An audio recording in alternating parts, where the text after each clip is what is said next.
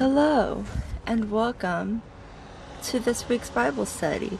If you wouldn't mind, I like starting with a deep breathing exercise. So we're just going to take 3 deep breaths. If you want to do that with me, starting right now. Go in.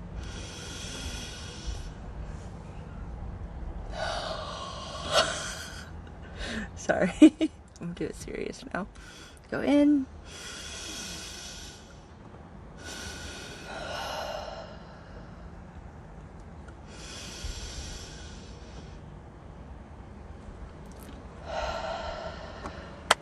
Fantastic. I also, after breathing, like to listen to a worship song, like a little quiet meditative worship song.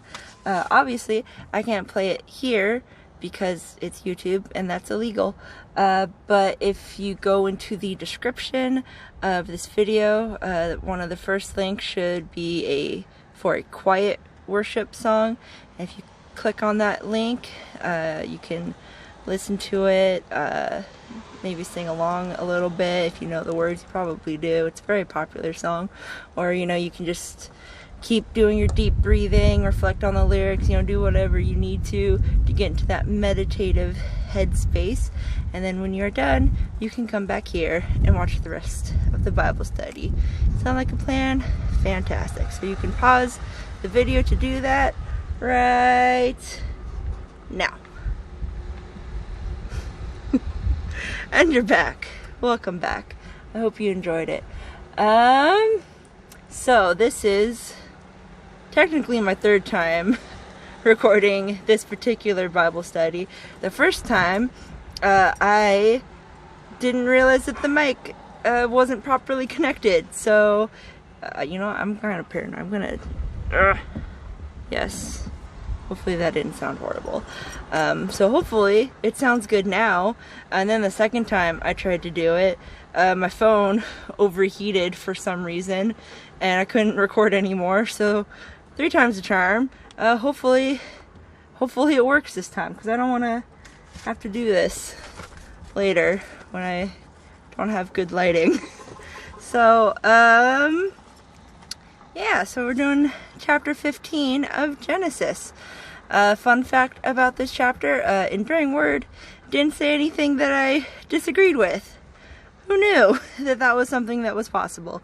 It is another pretty straightforward chapter. There are some interesting little tidbits, but it's not really anything super controversial. It's just some people think this way, some people think that way, and it doesn't really matter either way. So let's just get into it. So chapter 15 of Genesis, using the New Revised Standard Version, starts out. After these things, the word of the Lord came to Abram in a vision. Do not be afraid, Abram. I am your shield. Your reward shall be very great. So God comes to us in many different forms. Sometimes it's only auditory, sometimes it's like a gut feeling, sometimes he does come visually apparent, sometimes he comes as like an object or a person. Just, varies. We don't know exactly what God looked like in this instance, but it was likely he looked like something, because God started the conversation with "do not be afraid," implying his mere presence might startle Abram without even having to say anything. If he came in some like weird, trippy, ethereal form, as angels do sometimes, that by itself might be cause for concern. But if God appeared to Abram as a normal looking person, that could also make Abram jumpy, since if you remember, he's coming fresh off a battle, and he likely made many enemies because of it. Strange men that pop up out of nowhere are a bit suspicious after stuff like that. But either way, God lets him know right off the bat that he's cool. He also seems to validate Abram's decision to not take Sodom's reward for his battle for his battle victory. God says he will protect him as a shield does from the enemies he made, but he will also reward Abram, probably better than Sodom ever could. So Abram isn't missing out in any way. In this context, he's likely referring to the legacy of Israel, but in general, if you ever hear God floating that by you, sometimes it's good to keep in mind that God's great reward is simply his presence, his active role in your life. And that's a pretty cool thing too, make no mistake. Regardless of what you get in this life, you will be given the ultimate gift of eternal peace in the next life, should we put our faith in God. Just want to throw that out there. Anyways, next verse. But Abram said, "O God, what will you give me? For I continue childless, and the heir of my house is Eliezer of Damascus." And Abram said, "You have given me no offspring, and so a slave born in my house is to be my heir." So in case you missed that, Eliezer is Abram's top servant, his right-hand man, and since Abram doesn't have any kids yet, he was going to give his inheritance to him upon his passing. God had promised Abram a great reward, but all Abram wants is that kid that God promised he would get. Eliezer is, by all accounts, a great guy who probably deserves like a little something after all his hard work, but Abram would much rather give his inheritance to his own child. We know God's going to fulfill that promise eventually, so we tend to see Abram as impatient in this story because we know how it's going to end. But keep in mind, at this point, Abram's about in his mid-80s, I want to say, so it feels very unlikely at this point. Imagine being like 85 and God still hasn't given you those kids he promised, and you don't know how this story is going to end. You're just an 85-year-old person that God said he'd give stuff to. So I think the majority of people would be like, what the fuck? What the fuck you mean? This is also a good example of venting your frustrations and doubts to God. A lot of Christians say doing what Abram is doing is sinful and you should never question God. This is simply unbiblical. However, God would rather you talk to him directly about your stressors than keep it pent up inside, letting it eat away at you to the point where an opening for satanic influences are made and you end up being lost forever. The trick, though, there is a trick to it. It's better to talk to God in good faith.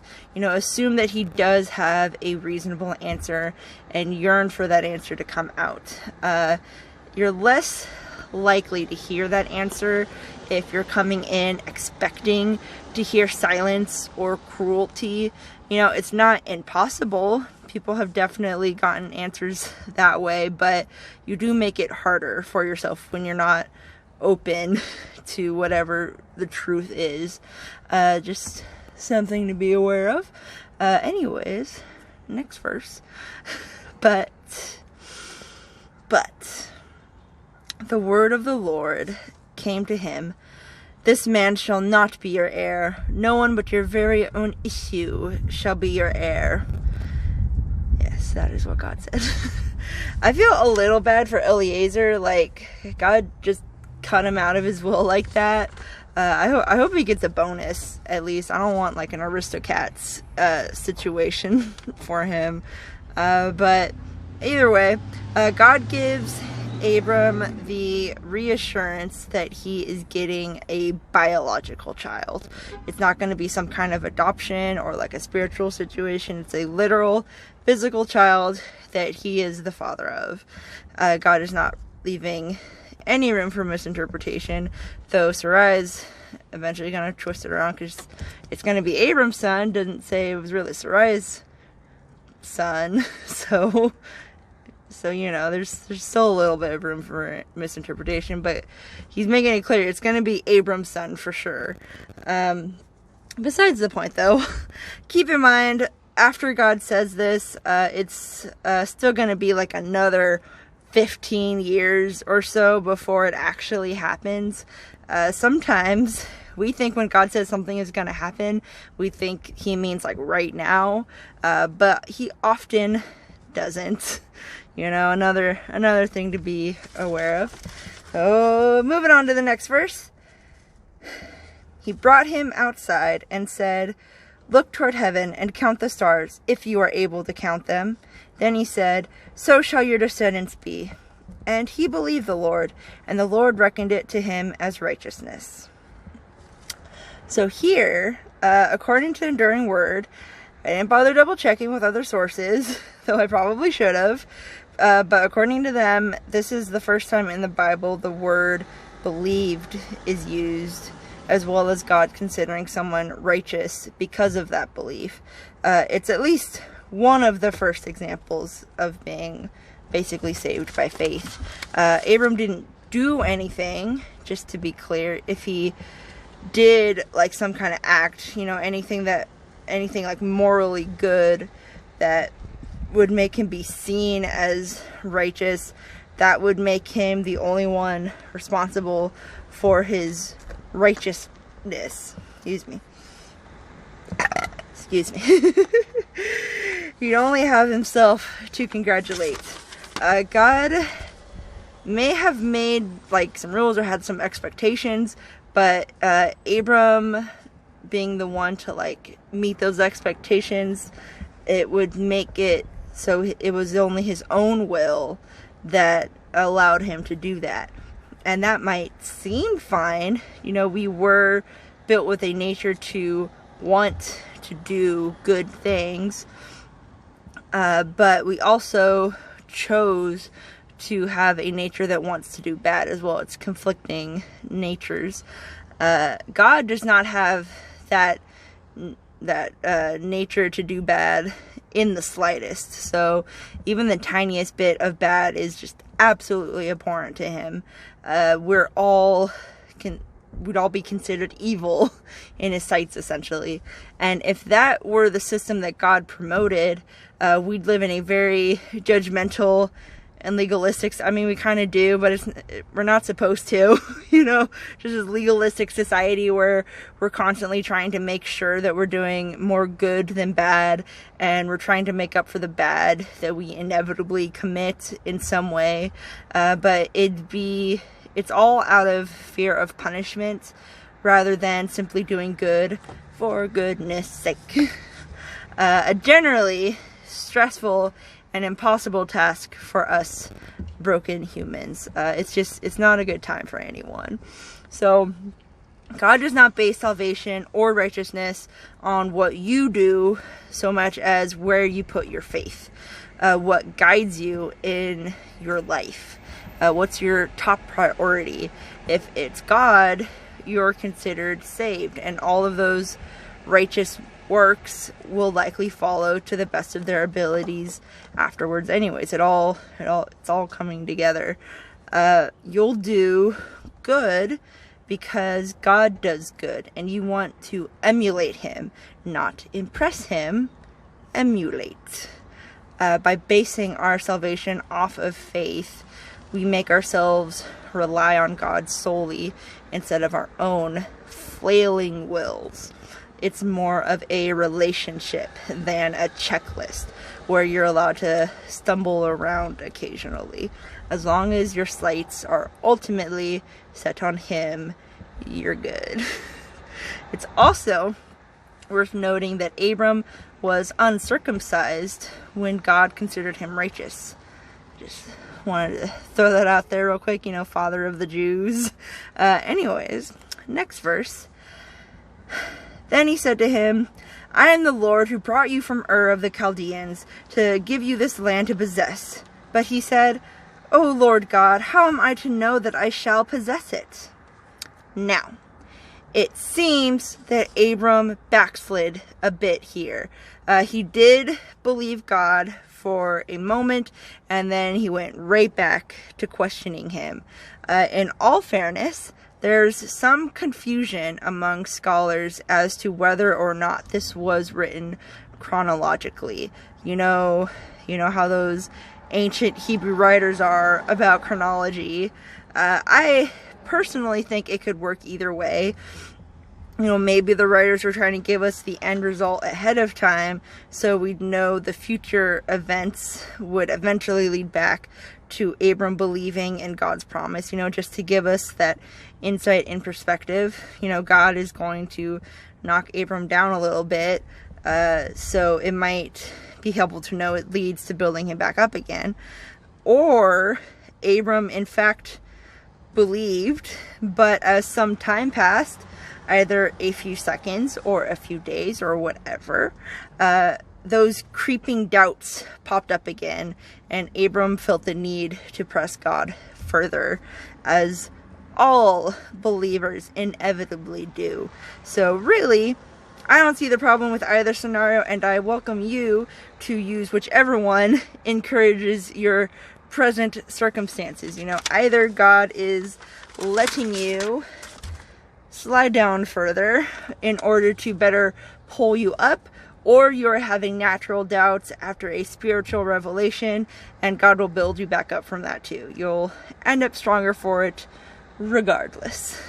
So God gives him the "I got you this far, haven't I?" when he references bringing him out of Ur. But Abram still isn't sure, since having a child when you're 100 is a bit different than going from one location to another. He wants to have some kind of tangible proof or assurance that this is happening. It's not a godly stance, but it is human and understandable.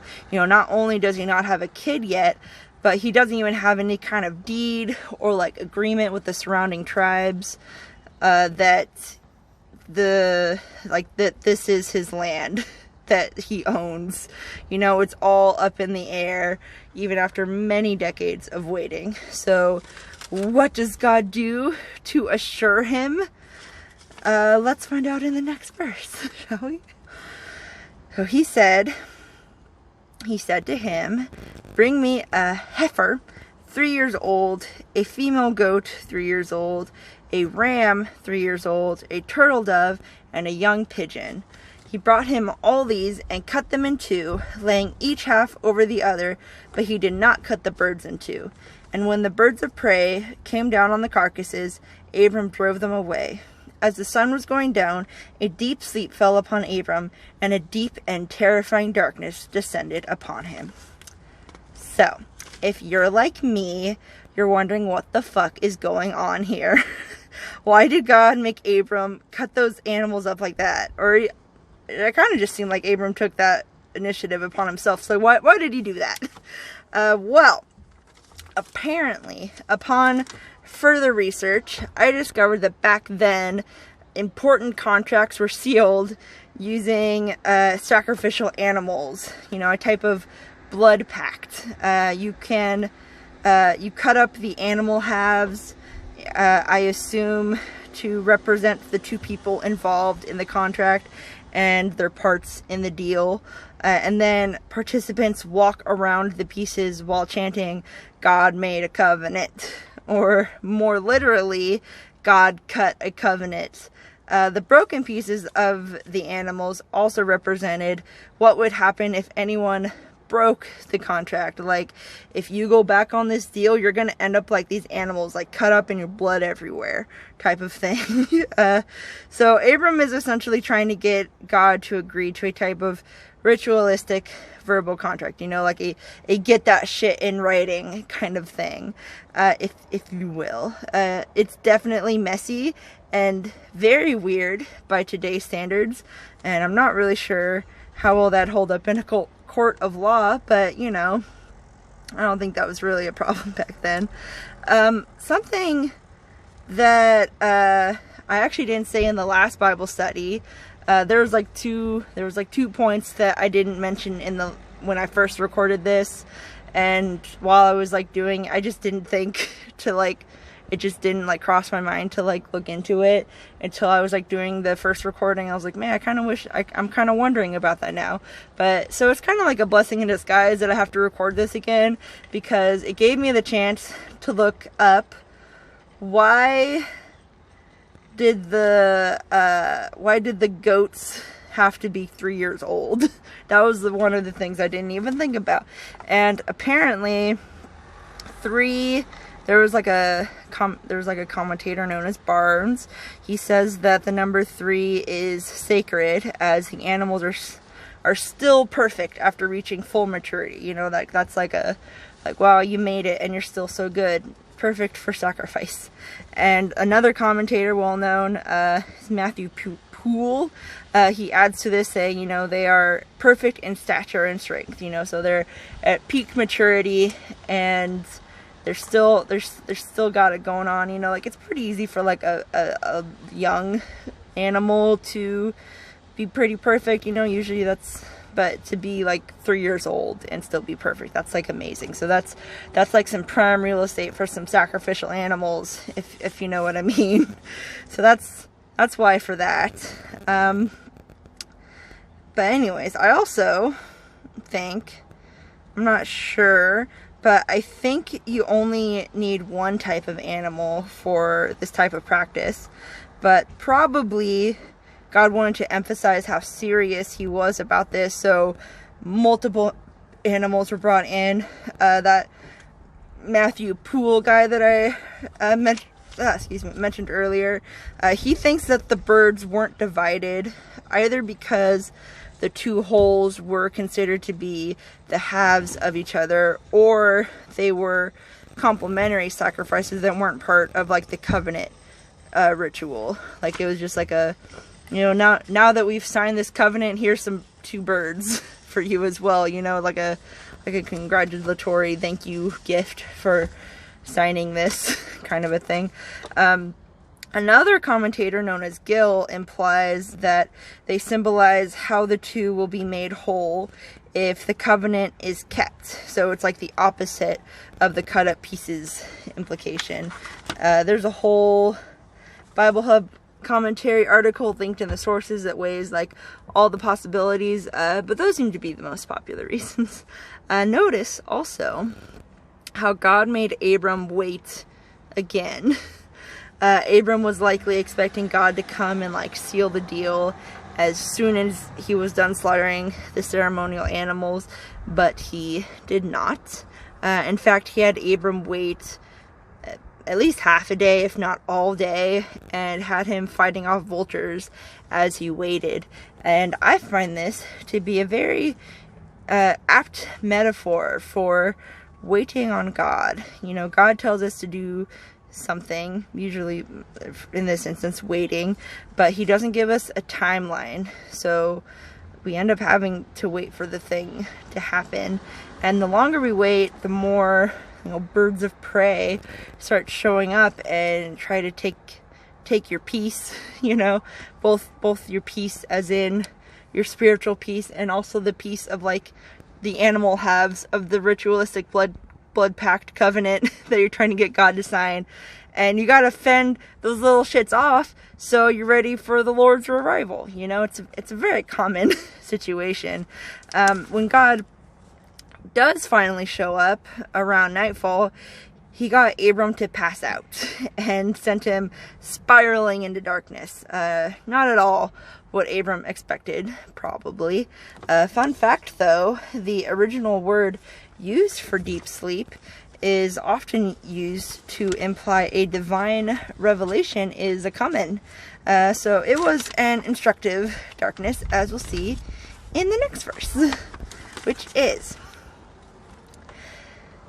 "Then the Lord said to Abram, know this for certain, that your offspring shall be aliens in a land that is not theirs, and shall be slaves there, and they shall be oppressed for 400 years. And I will bring judgment on the nation that they serve. And afterward they shall come out with great possessions. As for yourself, you shall go to your ancestors' place in peace. You shall be buried in a good old age, and they shall come back here in the 4th generation, for the iniquity of the Amorites is not yet complete. So, here, God's basically letting Abram know that these descendants that he wants so bad are in for a tough time. You know, this deal isn't all sunshine and roses. His family is going to end up slaves in a foreign land, obviously Egypt, but you know, God has to be coy. But they're going to end up in Egypt for 400 years before they finally come back to the promised land. But they'll come back absolutely dripping. So it's not a huge deal. And Abram's also going to be dying peacefully in an old age anyways before any of this happens. So it's definitely not like a huge, it doesn't really affect Abram that much personally, but you know, it's kind of sucks when you know, like, oh man, my kids are going to have a bad time. God just wants Abram to be aware of the details of this thing. He's so eager to have happen. He's, you know, explaining the fine print, you know, the downsides of the covenant as any good lawyer would. So that's good. And the last line about, you know, for the iniquity of the Amorites is not yet complete. That's kind of like a warning, I guess. The Canaanites in general were going down a bad path at this time, and here God is warning them if they don't get their shit together by the end of the 400 years, there will be hell to pay. You know, the iniquity is not yet complete. I'm not quite ready to wipe them out yet. They haven't gone completely bad yet, so I will give them a chance to compose themselves and turn around. It's you know, while this whole thing is going on with the Jewish people, I'm going to be dealing with you two over here. Of course, even after like 400 years of warnings, they just got worse. So God has the Israelites come back and just wipe them out. So fair warning, always listen to God's warnings, because if you don't, something bad's gonna happen. Something real bad's gonna happen. But the real interesting part is in the last verse. By the way, the thing about the Amorites, that was the other thing that I was like, I kind of wish I knew what they were talking about there. so that was fun. Anyways, next verse, the last verse. When the sun had gone down and it was dark, a smoking fire pot and a flame torch passed between these pieces.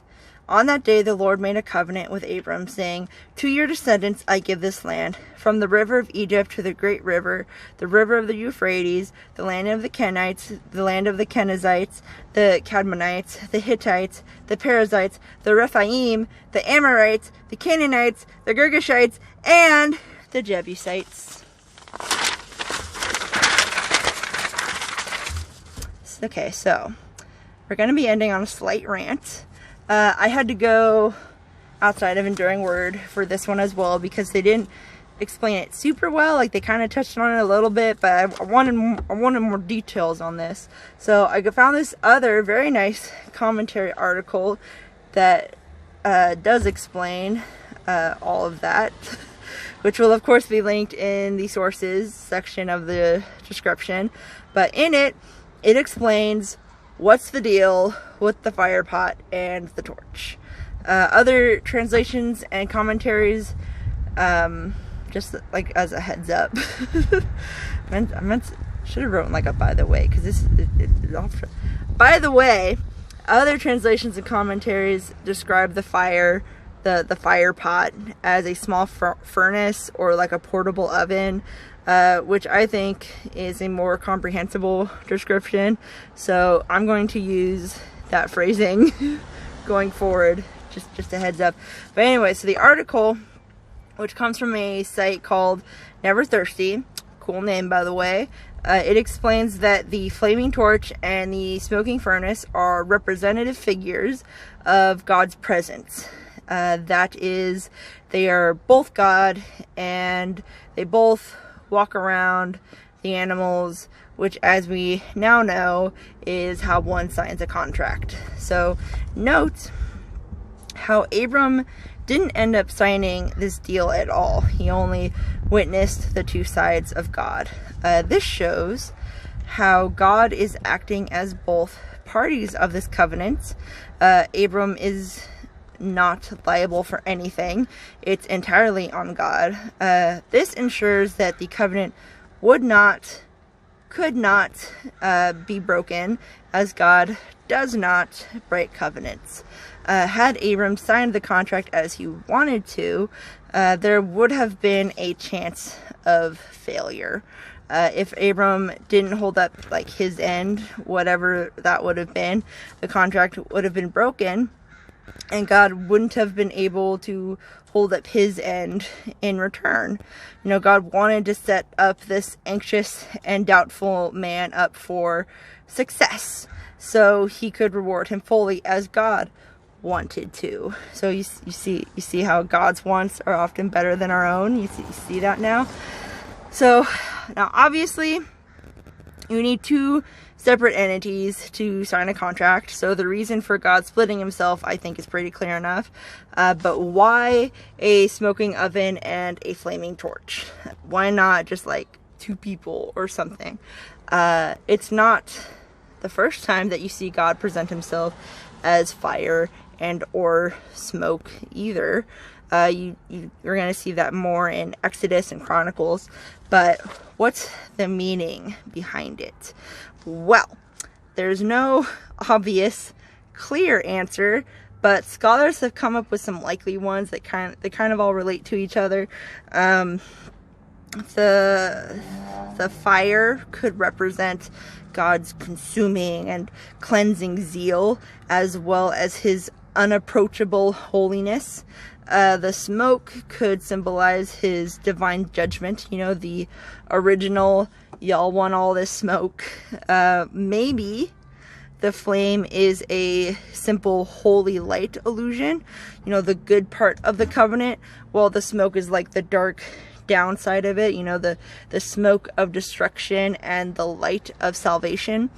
Generally speaking, based on that, it could be a symbol of what this covenant offers and will bring. There are references to it. That was a separate paragraph. I need to change the tone on that one. There are references to Egypt being called the furnace in Deuteronomy, so maybe that's all it is. It's the Egypt part of the deal that was previously discussed prior to signing. There's also other furnace and flame pairings in Zechariah, where Judah brings both smoke and flame to its enemies.